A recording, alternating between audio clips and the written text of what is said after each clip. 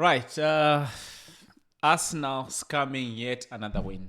Listen, we're going to talk about the game, obviously.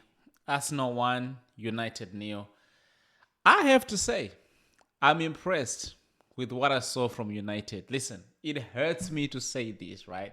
But I would rather say this than the other. I think United today, they played really well. Of course, it's hard to give compliments to a losing team. Um, but if you actually sit down to watch the game, you would actually agree with me that United were a better team by a mile. Listen, obviously the league is all about winning, collecting points. 3 points is what matters at the end of the day. And congrats to Arsenal. They did what they had to do. They scammed that corner. Listen, congrats to Arsenal as a whole. Calafiori, shout out to you. You did your thing. You score a goal. You made the Arsenal fans going to be happy and crazy again.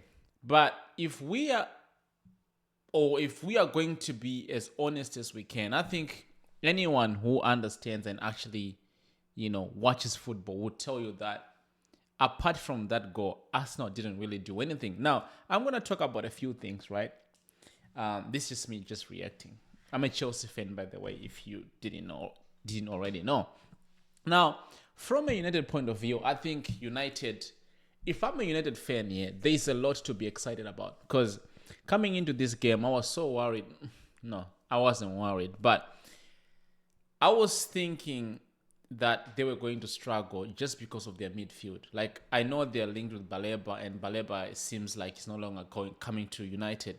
And I was thinking, Ugarte, Casemiro, Bruno Fernandes, Kobe Maino, they can't really do the job properly. Kobe Maino is a good player. Ugarte, he's not a good player. I'm sorry, but that guy is not good. Now you go to Casemiro. He's a good player, but he doesn't have as much legs as he used to be when he was, 25, 26, 28, 20 years old. Now, Bruno Fernandes, again, he's an okay player. I don't rate him, but I think he's an okay player. You look at how Amirom has been using him. I don't think he's being used properly because I do think that he can give more going forward rather than him being in a double pivot with either Casemiro or Kobe Mino or Ugarte. Now, today, he didn't, do that much damage. I think he did okay. But then you look at the players like Cunha and Mbeumo, Dogu. I thought they were really, really great. Like, going forward, if I was a United fan, I would be excited to see more. Listen, you're playing Arsenal, a team that is expected to win the title. So it's not going to be an easy route. It's not going to be an easy game. But looking at the way Cunha was playing, Mbeumo was claimed, the way they were linking up with Mbeumo and Cunha, and even when Amad Diallo came on, the way they were linking with Amad Diallo, Mbeumo, Cunha, Bruno Fernandes, you have to find some positives in that. Like, as a Chelsea fan, right, I actually see some positives there. Now, we can talk about Sesko when he came on. He didn't do really much. I know he had some couple headers and tried to take some shot, but obviously it didn't go the way United fans would expect him to have gone. But I didn't think that United played really bad. I thought they played well. Imagine putting a Baleba or a Caicedo, in that midfield, even a Declan Rice. That midfield would actually revamp it to be a better midfield. So, in my opinion, right, yes, I might be biased because I'm not a United fan right now, nor am I an Arsenal fan. But I didn't think that United played so shit. I thought, compared to how they played last season, even in preseason, I thought they played really well. So, if I'm a United fan, I will be excited about, obviously not excited about losing a game, obviously, but if it wasn't for that corner, I don't think that Arsenal really played so well. Now, let's move on to Arsenal real quick, right? I say this to Arsenal fans, and I told them, listen, yes, you're getting hyped about how many goals Gyökeres scored in Sporting Lisbon, but this is the Premier League. This is the guy that played in the Championship. This is the guy that failed to break through Brighton, and that's okay because usually strikers tend to mature a little bit later than any other position within the team, right? So it could have been a different case. But what I told Arsenal fans is that you need to change the way you play because you cannot play the way you facilitate Havertz, Merino when they're up front, or Gabriel Jesus, and you facilitate your chorus in that way, it's never going to work. You need to go back to the basics of what you did in the 2022 to 2023 season, where you were really, you know, bumping into teams, like getting that possession, playing possession based football, not actually waiting for set pieces. Because when you're playing with Gyökeres, he's not the type of guy that is going to play like Havertz or Jesus or even Merino, or even when you look at other teams like Nicholas Jackson, you know, Ollie Watkins. He's not that type of striker. The Hurricanes. He's the type of striker where you need to use him the same way you would use an Erling Haaland, right? So every time your wingers get the ball, they need to look for him.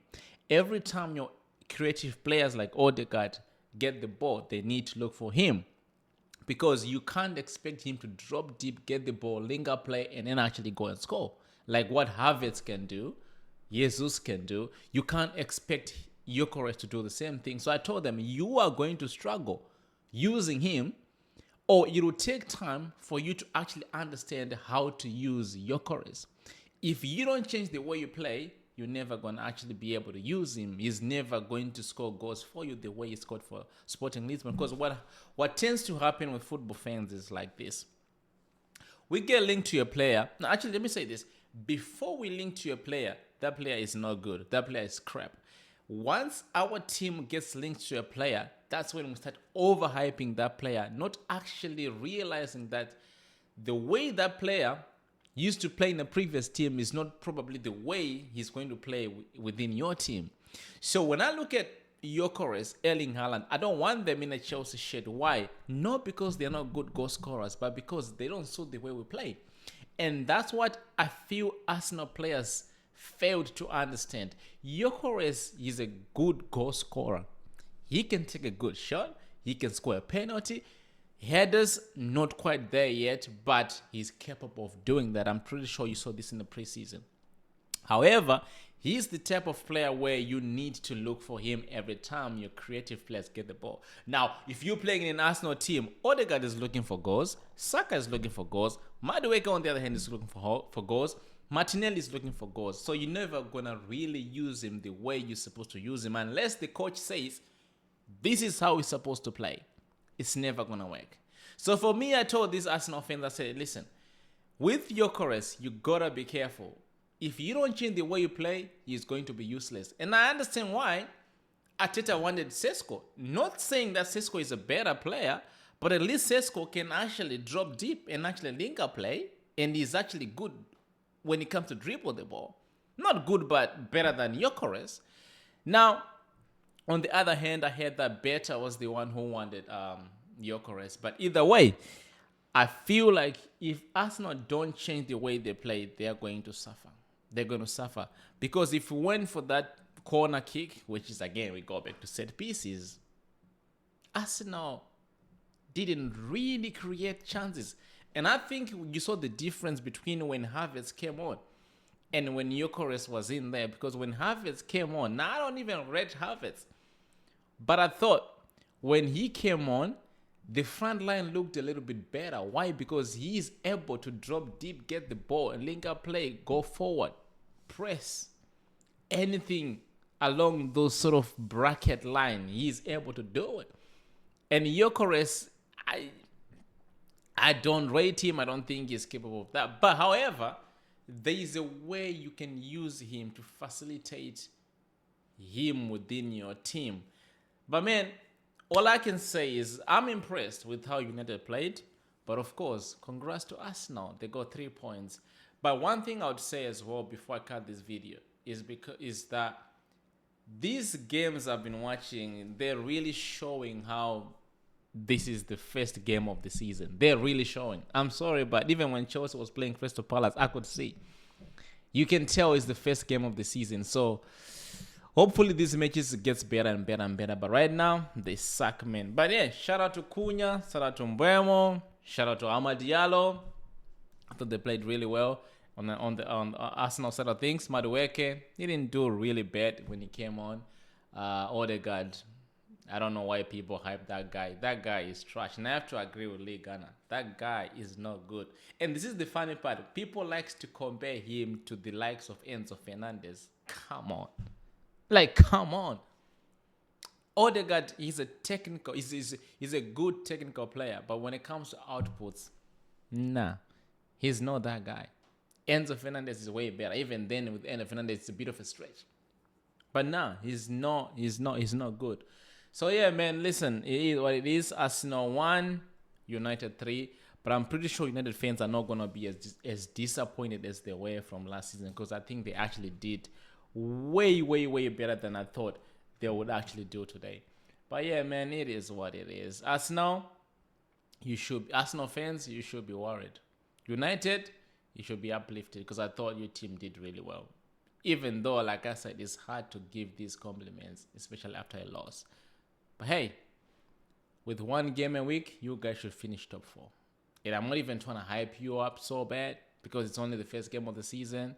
In fact, whenever you played Arsenal, you always tend to play good. You knocked them out of the FA Cup.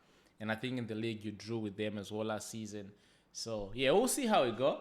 But I do think that players like Cunha, Mbeumo, Diallo, maybe a little bit of Sesko would definitely help United going forward. That's just what I think. Listen, man, make sure you do subscribe to the channel, and I'll see you guys on the next one. Peace.